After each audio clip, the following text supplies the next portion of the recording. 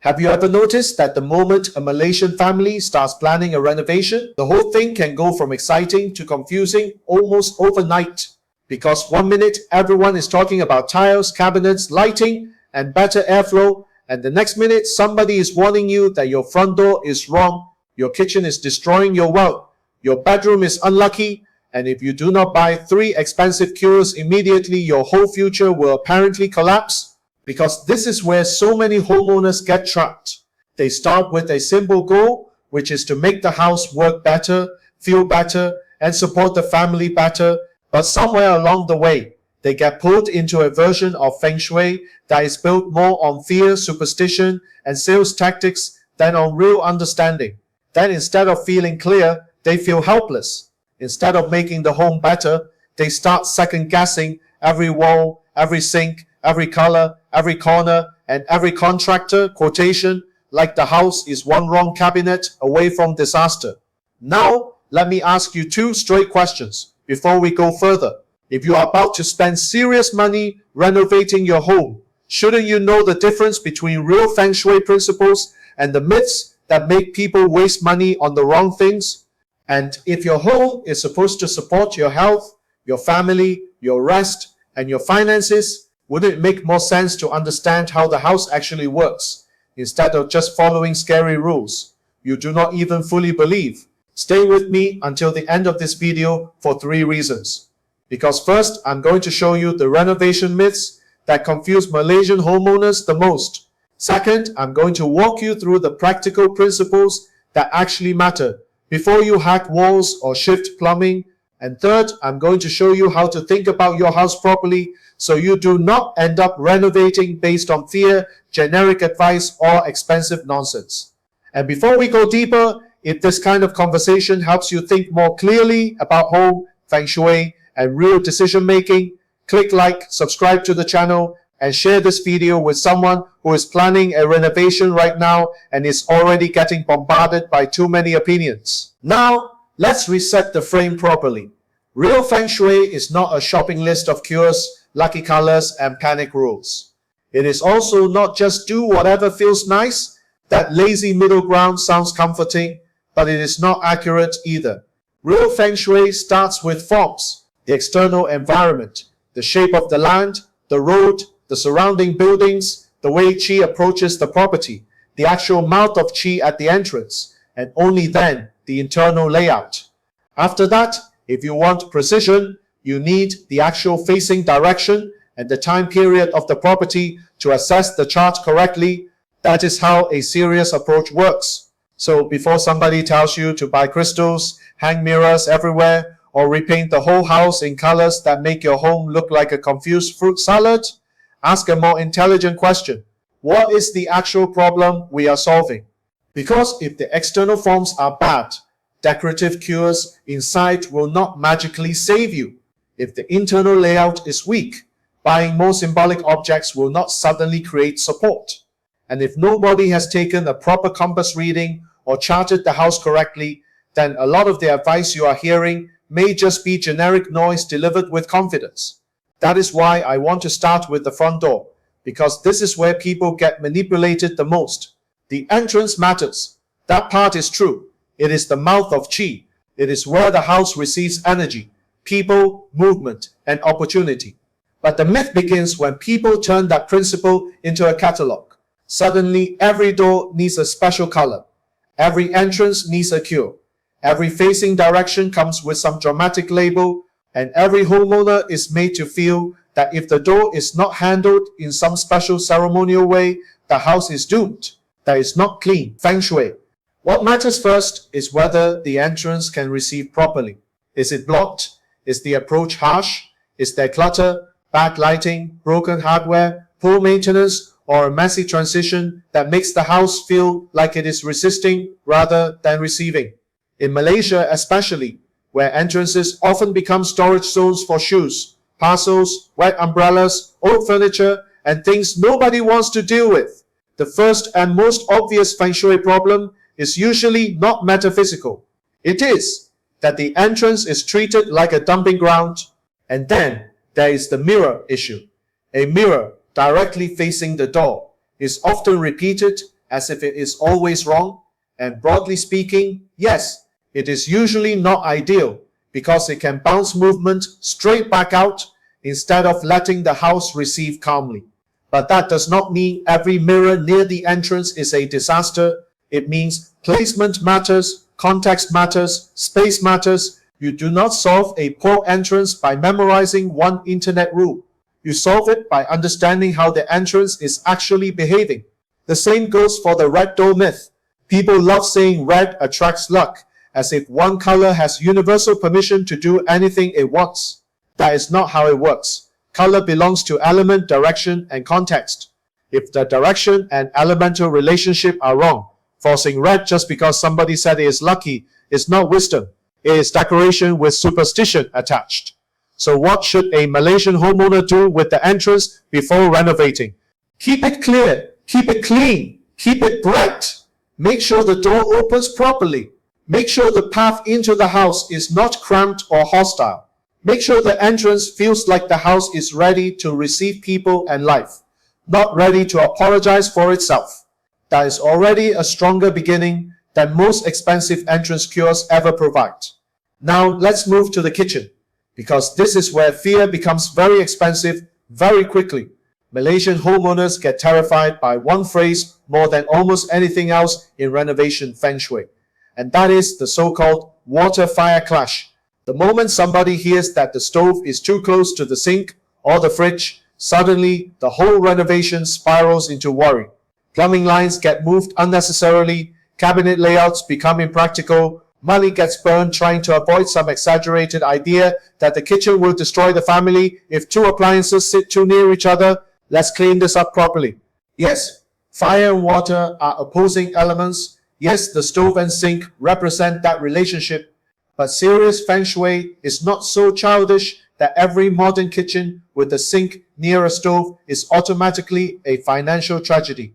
In a real home, especially in Malaysian terrace houses, condos, and compact kitchens, perfect separation is often unrealistic. The question is not whether they are in the same general area. The question is whether the layout is aggressively problematic, whether they directly oppose each other badly, whether the whole kitchen becomes chaotic, and whether the environment supports proper use. This is where a lot of people miss the point. The kitchen is not only symbolic, it is practical. If the kitchen is greasy, badly ventilated, cluttered, dark, and hard to clean, that is already poor Feng Shui, because the room feels heavy, unpleasant, and draining. In Malaysian weather, poor ventilation in a kitchen is not a small issue. Heat, smells, humidity, grease, and trapped air create stagnation very quickly. So, if somebody is obsessing over a 1 foot distance between sink and stove, but ignoring ventilation, lighting, hygiene, and sensible workflow, they are focusing on the wrong battle. And the mirror behind the stove idea needs to be treated carefully too. People repeat this as if it automatically doubles wealth, because it doubles the burners. That is the kind of shallow symbolic advice that sounds clever until you live with it. In many cases, it simply adds glare, amplifies heat visually, creates maintenance problems, and introduces more activity into a part of the kitchen that does not need dramatic symbolism. Good Feng Shui is not about multiplying symbolic objects in your imagination. It's about whether the room supports daily life properly. So if you are renovating a kitchen, focus on what actually strengthens the room. Good ventilation, good lighting, a practical workflow, cleanable surfaces, storage that reduces clutter, enough support around the stove so cooking does not feel cramped or unstable. That is how you improve kitchen Feng Shui without turning the whole renovation into a fear festival. Now let's go to the bedroom, because this is another place where people get trapped between a good principle and bad storytelling. The bed matters, the sleeping position matters, support matters, that is true. But then the internet gets hold of the idea and everything becomes dramatic. Suddenly, every bed under a window is fatal. Every room with a mirror is cursed. Every plant in a bedroom is some criminal act against peace. And every family starts worrying as if poor sleep came from cosmic punishment instead of bad layout and weak support. The deeper principle is simple. When you sleep, your body needs containment, backing, and reduced disturbance. A solid wall behind the head of the bed is usually better because it gives support. That does not mean every other arrangement destroys your life. It means support is preferable. If there is a window, then the solution is not panic. The solution is support. A proper headboard, proper curtains, a stronger sense of backing, and a layout that does not make the room feel exposed. The mirror directly reflecting the bed can be overstimulating and uncomfortable for many people. Some will sleep badly with it, some will ignore it. But again, good Feng Shui is not about memorizing a fear rule. It is about understanding what increases restlessness and what increases calm. The reason the bedroom matters so much is because it is where recovery happens. If your renovation creates a bedroom that looks stylish but feels restless, exposed, or hard to settle into, then the room is failing its real job. So before you obsess over cosmetic finishes, ask whether the room will help the body soften. That is much more important than copying some social media bedroom trend and calling it good energy. Now, let's touch the biggest trap of all, because this is where many homeowners lose the most money, the cure business.